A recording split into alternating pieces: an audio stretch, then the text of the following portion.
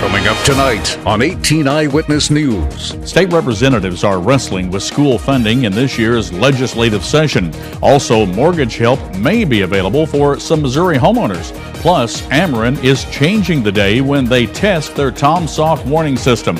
All of these stories, and could we see an 80-degree temperature tomorrow? News, sports, weather. This is 18 Eyewitness News. Hello, everybody. Thanks for joining us. I'm Fred Dawkins. Here are the stories that we're working on this hour for you. School funding has been the focus of Missouri State House members just prior to their spring break.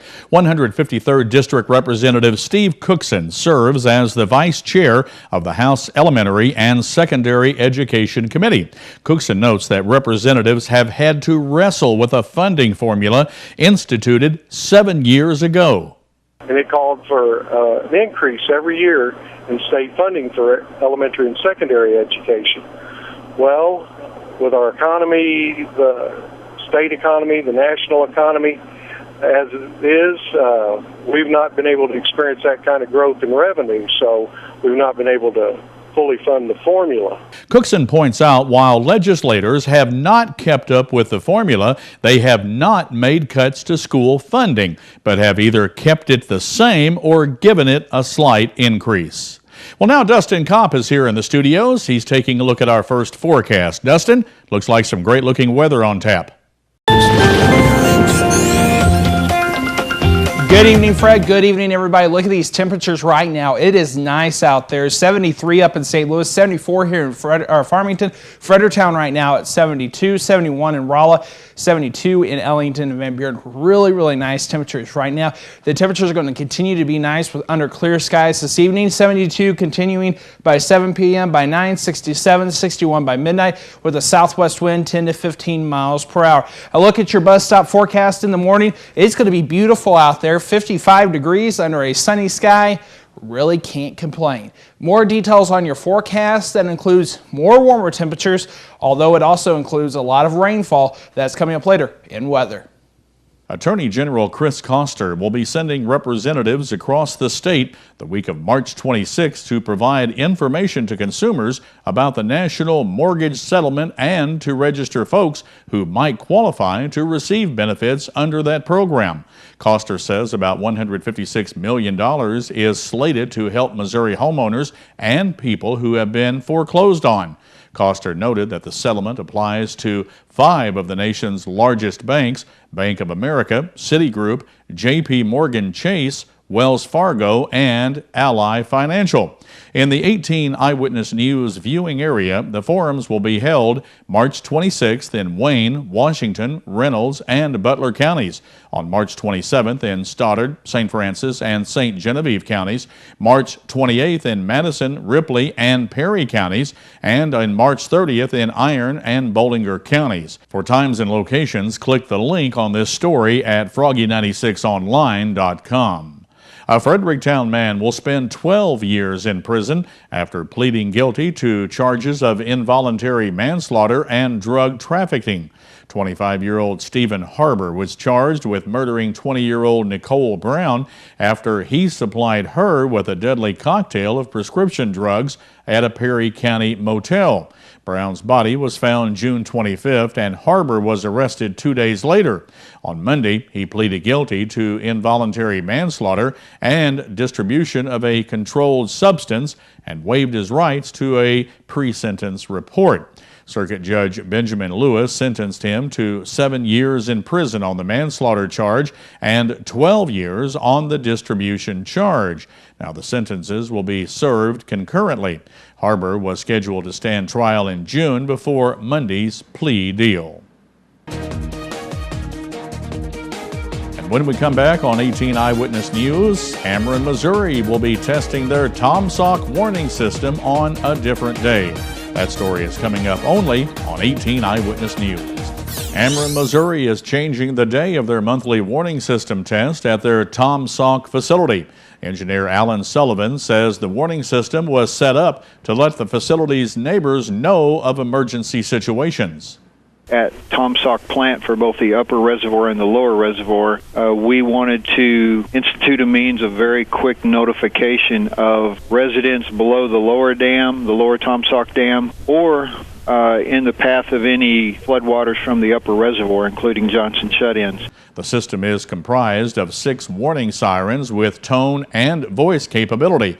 Sullivan says they will no longer test their warning systems on the first Monday of the month. We now will test those sirens audibly on the first Wednesday of each month at 12 noon. Now, the siren at the Johnson Shut-In State Park and the one at the Tomsock Upper Reservoir that looks down the scour area will be silently tested during those times. All the remaining 4 will be audibly tested. Sullivan says they changed the day to avoid testing the system on Monday holidays.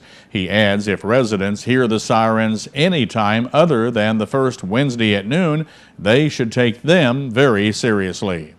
Well, while the 3rd annual Farmington Spring Sale and Garden Show is still more than a month away, preparations are moving into higher gear. Event organizer Meredith Lawson says they are still accepting applications from area garden clubs. We are looking for garden clubs, any garden clubs in the area. We can go for we have several Farmington garden clubs. We had one from Bonne Terre. We are looking for a new one from Park Hills, from St. John, from Jackson. Anybody that wants to be a part of this. Meredith says they are also accepting applications from locally owned businesses and restaurants, as well as food and arts and craft vendors. For more information or an application, email downtownfarmingtonevents@yahoo.com or call 756-7722. The 3rd annual Farmington Spring Sale and Garden Show is set for Saturday, April 28th. The Girl Scouts of Madison County will be holding their 2nd annual recycling and donation drive this Saturday. The collection will be held at the Fredericktown Walmart from 10 in the morning until 2 in the afternoon. Girl Scout leader Jamie Hargis says the drive is a culmination of a milestone Girl Scout week. It's actually the 100th anniversary of Girl Scouts. So the last day of Girl Scout week is Saturday the 17th, and each of the 7 troops here in town are setting up different areas, but we'll all be next to each other, so they can just come and drop off their items at each troop, and then they will make sure they go to the people that need them. Jamie adds there's a number of items that they are collecting. We'll be collecting used eyeglasses, aluminum cans, pet food and supplies, any non-perishable canned food item, new or gently used toys, new or used books.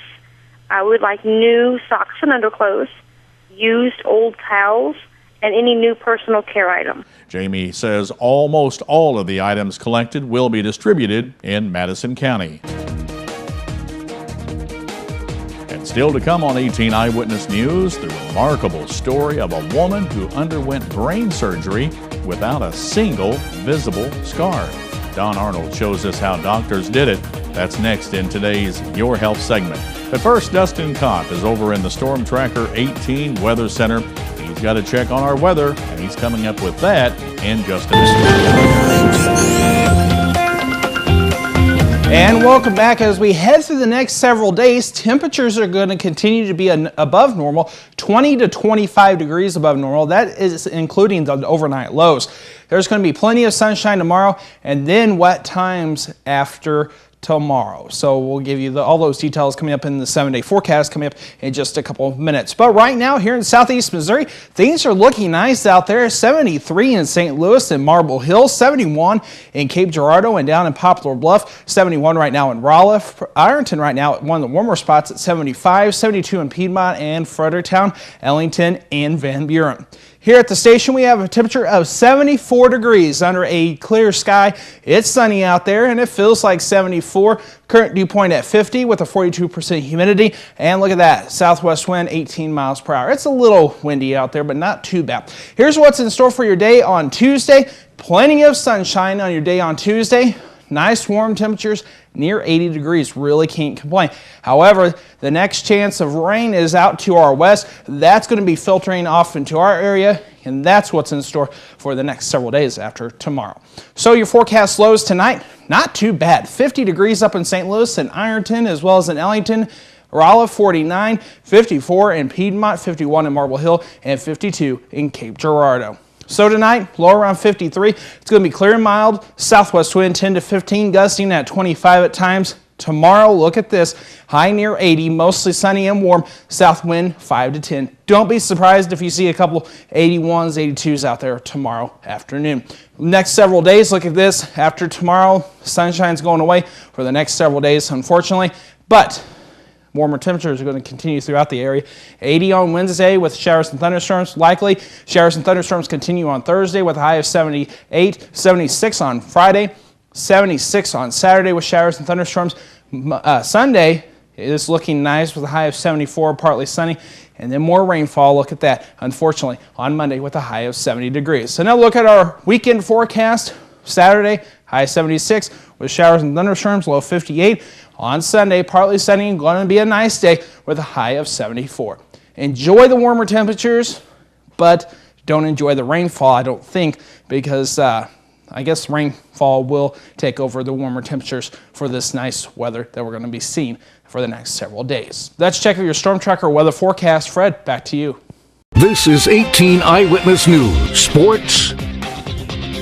30 wins, a Big 12 tournament title, and the nation's best record against the Ratings Percentage Index Top 50 were not enough to secure Mizzou a top seed in the NCAA tournament or a chance to play in the regional in St. Louis. In fact, the Tigers were the last number 2 seed in the field announced Sunday night, none of which is particularly problematic for Mizzou, which will begin tournament play Friday afternoon in Omaha, Nebraska against the 15th seeded Norfolk State Spartans as part of the West region funneling into Phoenix, in which the Michigan State Spartans are the number 1 seed.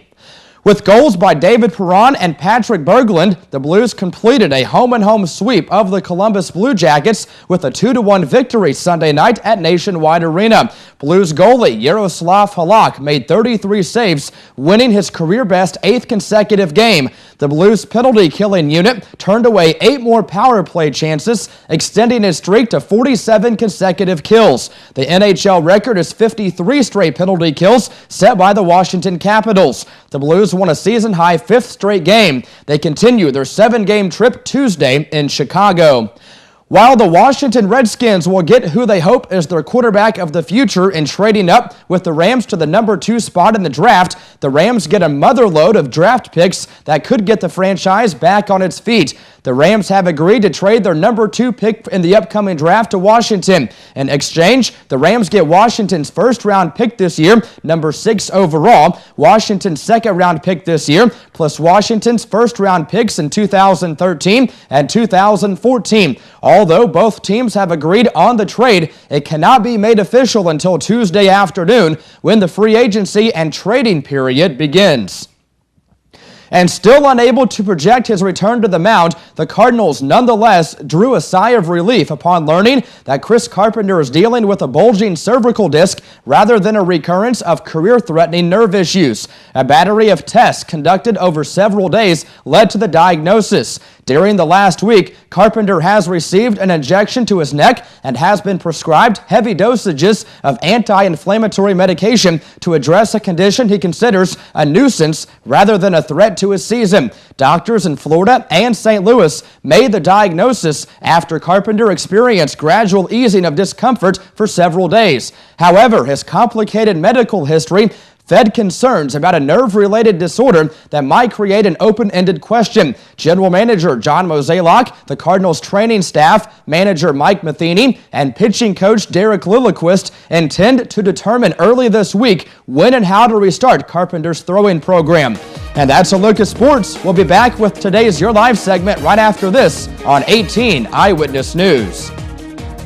I'm Stacy Johnson. That tax refund is burning a hole in your pocket. But don't go out and blow it yet. Not until you see the ideas I've got for you just ahead on Money Talks News.